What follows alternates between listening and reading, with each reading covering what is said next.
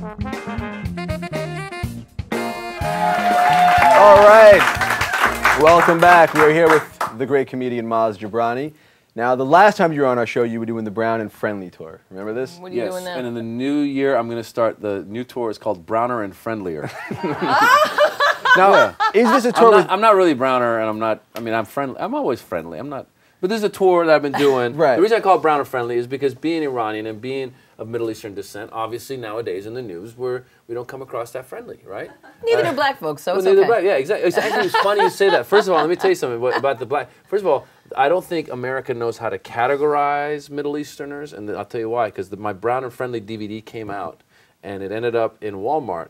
And someone went to buy it, and it was in the African American film section. So I am now. Well, congratulations. Thank you. Making my way. You're a brother now. Yeah, I'm making my way towards the white, but I got to go through black to get to white. You know, so I know how it is. Almost. yeah. Now a lot of your people watching this might say, if they're Persian, they go, "Maz, Persians are white. We are actually white because we come from the Caucasus Mountains." It's true. We pride ourselves on all. Like somebody did an article in National Geographic. They went to Iran. They interviewed people in Iran, and they said, "What do you want the world to know about you?" They said, and he said the most people, one of the most answers they got, the number one answer was, "We want the world to know we're not Arab." The number two answer, "We want the world to know we're not terrorists." So to the Iranians, it was worse to be Arab than terrorist in their mind. But what's funny though is but what I try and do, in all honesty, like I try and say, like right now, I say Middle Easterner because it includes Iranians, it includes Arabs, it includes a lot of people from the Middle East, you know, and we all, even Jews that look, you know, Persian Jews, right. you're getting pulled over and stuff. So we're all, you know, that whole region is really demonized in many ways, and that's why with my stand-up I called it Brown and Friendly to show the friendly side, and now I'm just friendlier. Now was this a tour with you and a bunch of guys, right? It was my tour. Before that, the Axis of Evil comedy tour. That was a group of us. Okay. But my tour was Brown and Friendly. I've been solo, you know, been headlining. It's been great. You know, you get to do an hour plus, and the audiences come out, and I had a chance to see the whole world. I've been to Australia. By the way, in Australia, here's some flying tips. You can take water on domestic flights. And I figured out why, because the Aussies are crazy. They are. No, because they wrestle like alligators and stuff. You know that, right? You know, and so it's funny. I was throwing the water out, and the guy was like, "No, you bring it on." He's like, "You try anything, we'll wrestle you down." I'm like, "All right, calm down, dude." So that's the tip over there. If you're going domestic in Australia, you can take water. They might make me a domestic. Well, yeah, you could be a domestic. You never know. The other tip for traveling, if you're coming from Hawaii, you're not allowed to bring fruit. Did you know this?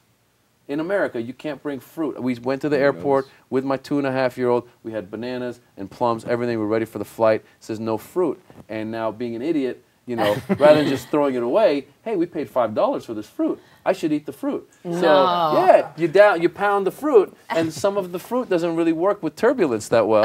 You know, so we're such idiots. I'm on the plane. I'm like, why did I eat that fruit? And you know, banana, plums, apples. I'm like, ugh.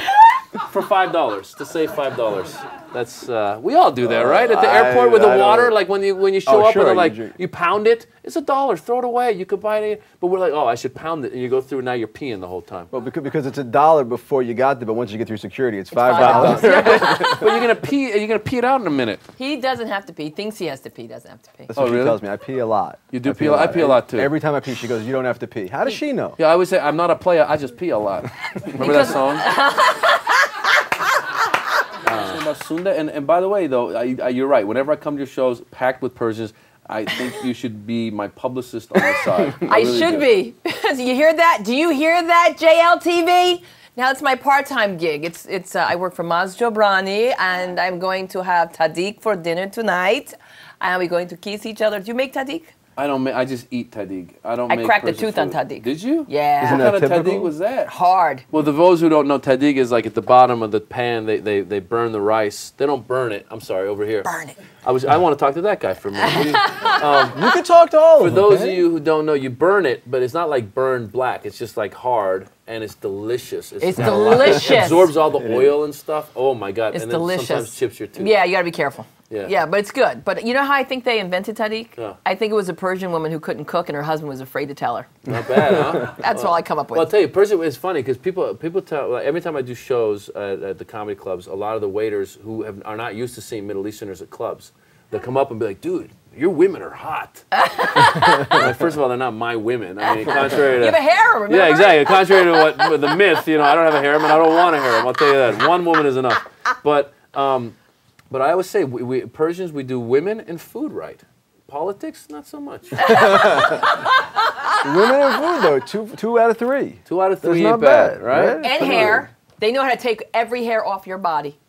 Yes, they do. Hair removal. That's our Look, women. That's our he women. got waxed before he got came waxed, here. right. Yeah, He's got a I'm full always head. shredded. Full head of Yeah, hair. But yeah. Shredding. I'm going to shred you. Well, I'm like a Persian light because I have receding eyebrows. Like your makeup girl had to, she had to like draw them in. I'm serious. I got recessions going on true? everywhere. That's strange for a Persian because they usually have the thick We eyebrows, got thick right? eyebrows. We got a lot of hair. I have a cousin who's got hair on the back. He called me up one time. Oh my God, he called. Talk He's to like, me. He's like, can you come over and rub this like nair or something on my back?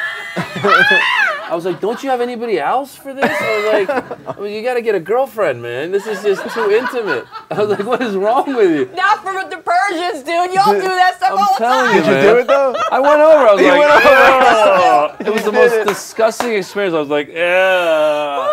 Did it all come off? I don't talk to him anymore. I stopped. I said, you're on your own, bro. You're on your own. You see You're how he on got your it in? own. You're on your own. You're on your I have to tell you, though, it's, I'm from Jersey, so we don't have any Persians in Jersey. They only have Syrians down the shore. We'll be there soon. I know that. Please. What's your neighborhood? We'll buy it. They're going to buy the whole neighborhood.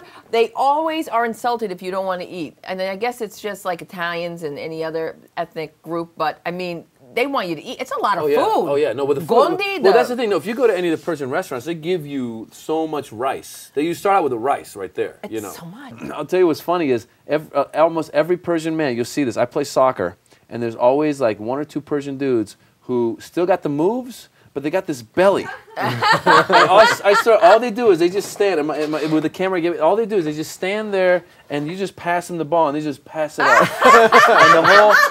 For an hour. They're not moving. They got like a radius that move around in. It's just this belly. And that's the rice. I swear to God. This is right. This is Persian food right here. Like, okay. And they still got the skills. Like, pass me the ball. Pass me, oh. Okay, there. Okay, that. That's it. That's all they do. Now, you see, you thought the national sport of the Iranians was what?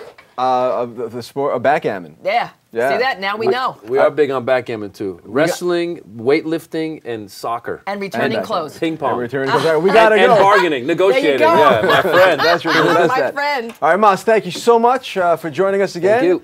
And we'll be right back with This Week in Anti-Semitism and Cantor Gole. Yeah. Stick around. We've got This Week in Anti-Semitism with Cantor Joseph Gole when we come back.